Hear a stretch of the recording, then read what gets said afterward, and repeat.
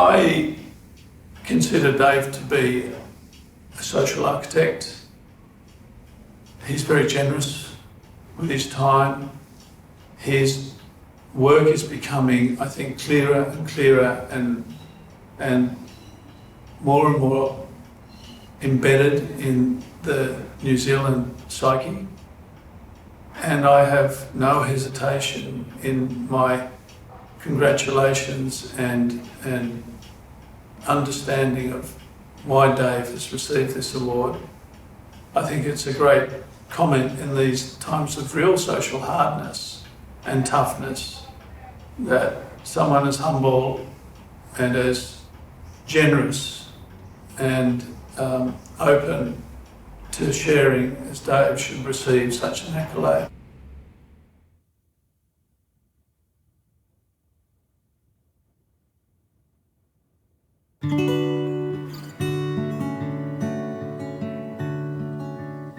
So this is what everyone upstairs calls my happy place. So it's a dream I've had for years, and it's one of those things that you kind of think about, and I've worked out of garages forever. I started life as a builder, and so this is my happy place where I've got all my tools and they're available to everyone. So we've got thicknesses, grinders, sanders, and this great rail saw system here, which is really good for accurate cutting of some of the nice plywoods that we use.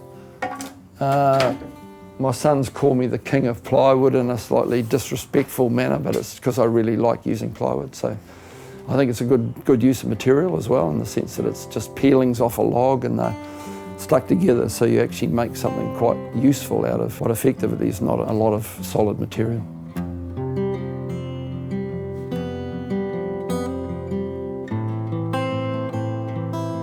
A friend of mine that I'd been to school with, he'd done 3 years of architecture, and we happened to be sort of drinking and listening to music very late one night, and he pulled out his studio folder with all the sketches and drawings and stuff of what he'd been doing, and that just, I don't know, just really intrigued me.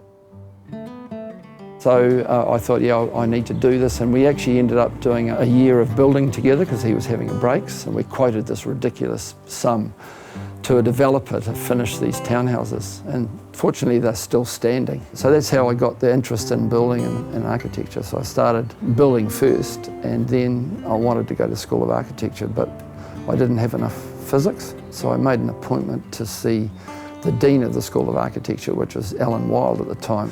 When I said to him, I really want to get into here, I've been building for a bit over a year, I've got half a law commerce degree, and he let me in. So that's where it started. So I was pretty lucky, and for probably obvious reasons, my nickname at uni was 4x2.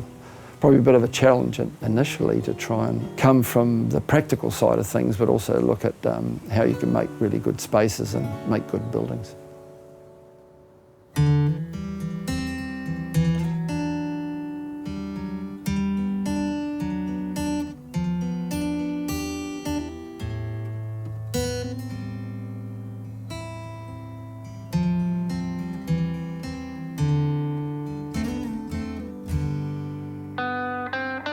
I remember you turning up, and when we had the question about what would the ceilings look like in flat ply, was it going to be too dominant? And then we came to one of our meetings with you, and you had the beautiful detail of the basically of the way the ceilings are done here, with the ply and the overlapping ply and the sheets, and you built it, one-to-one kind of model. And that was awesome, because we just could see, and that's what we ended up going with. I mean, that's something we do a lot, is that one-to-one model, because we've got the building background and all the workshop and stuff. You've got it all there at your fingertips. And that's what's cool about it, because we actually sort of wove it. If you can remember, we went one way and then the other way with the plan, and used the economy of the sheet. I remember coming to Gary's guys and saying, I just ordered chippies, but I've got boat builders, because they were taking so much pride in making it. It's wonderful when you get that, because they care about what they're doing.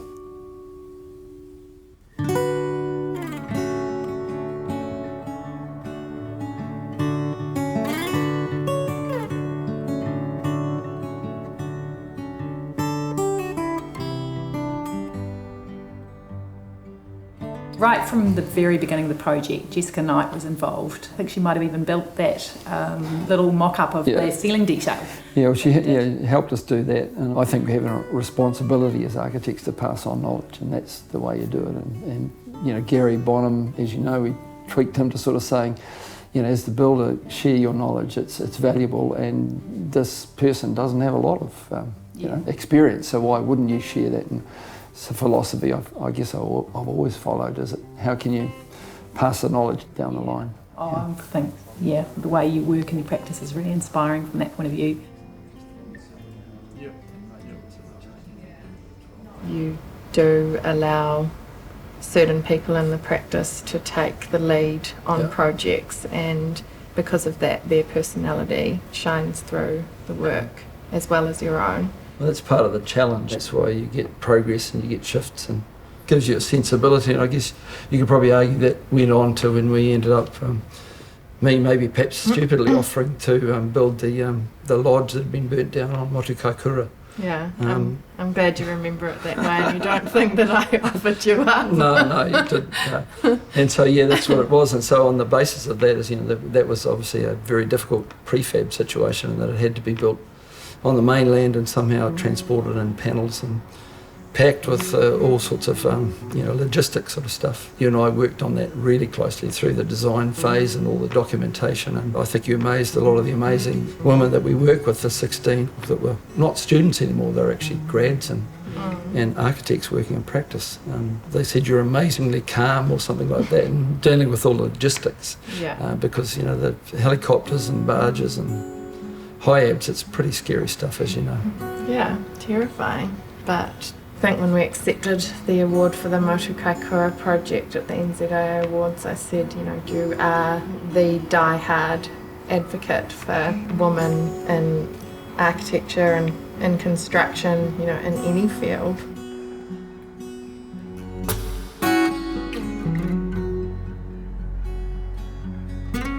I was lucky enough too, I guess, to have a strong mum as well, and 3 sisters, so I guess to me, having close females in and around me, you know, living in a family, supporting each other, having each other on, whatever, was just like, to me, normal. Yeah. So to me it was just maybe transfer that principle from there to the work family. Why would it, or why should it be any different? And then ironically 5 granddaughters now. So. Yeah, that's right. So, God help them. I hope there's an architect in one of them. Yeah, well, I'm working on it, don't worry. I'm not Scarly. The kids, they've all got a bent towards building. They're all quite good with design. I mean, Campbell with his business, landscape architecture, and James and Fraser with theirs, they also get to do a little bit of design stuff. He taught them about the building side from when they were little growing up, and they've all come into that. The only one we haven't got into it, of course, is Annie, but she does her own architecture in the kitchen.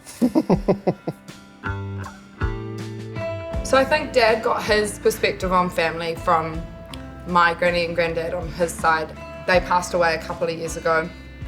Granddad first, then granny, and I think Dad's really taken that on board. Mum is such a social queen. She loves having people around. She loves entertaining, and I think Dad just thrives off the fact that everyone's in one room. This house was designed around how we would live with our families, pushing tables together and having family dinners and stuff like that. So yeah, it's a big part. And also I think down at the workshop and his office, I mean, we bought that and he designed it around the fact that the boys could work in and around there as well. So very much about family. That's how we roll, really.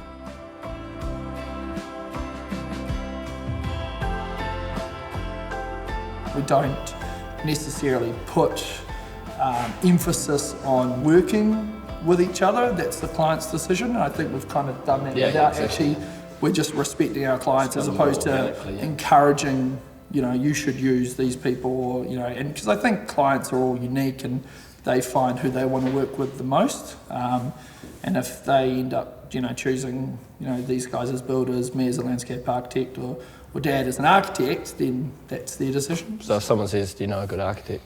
What do you say? Not really. Nah, you know, I obviously run through the fact that, you know, there is connections. The best teachings would be the passion We'll be having a beer on a Friday afternoon and he'll come past and start talking about something, and an hour later he'll leave.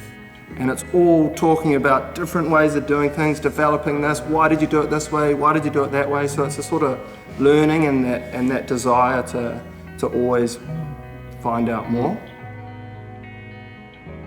Building and having a strong family, in terms of a blood family if you like, is incredibly important to me, as it is my work family. And you've got those two in pretty good sync, then the idea is that what you create out there, be it a really expensive bespoke house right down to some social housing or some community project, it'd be nice to think that we made a difference.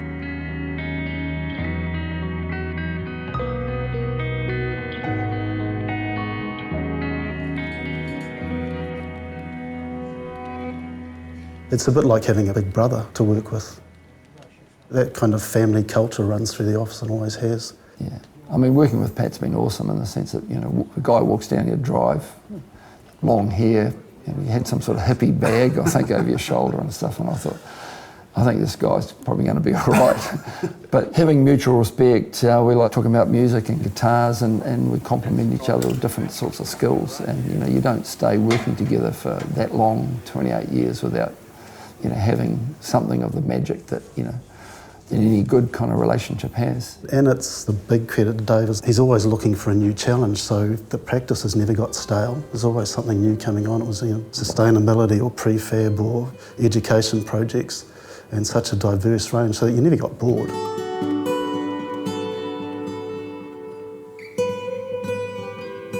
The original David Strawn that came out from Scotland, 1852, he was a ship's carpenter and he'd been a farmer as well. And so they came into a valley out of Wanganui and the Kāhui Valley, and they milled their own timber and built their own house for a family of 14. So there's that lineage, and we've been taught about that by my dad, my granddad and stuff like that. And so I'd like to think that maybe I'm just continuing that on, and Dad did some research and went back to, I don't know, 1764 I think it was, and they found architects, builders. My great-grandfather was a teacher, headmaster, and so somehow, weirdly, I seem to have got those three strands of sort of Scottish stuff in my blood. It's only kind of sad, I suppose, that my mum and dad are not here to sort of, oh, they would have been really proud.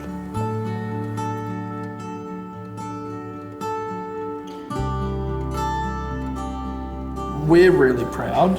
I think the volume of work and also what he puts back into the architectural community is the teacher in him, I guess, leaving an imprint on lots of young and old architecture minds, I guess. It's a pretty lifelong investment. You poured a lot into it, and it's awesome to see. And the sort of evolution over the years, and 65 years old now and still loving it and wanting to just kick on for more years is really awesome.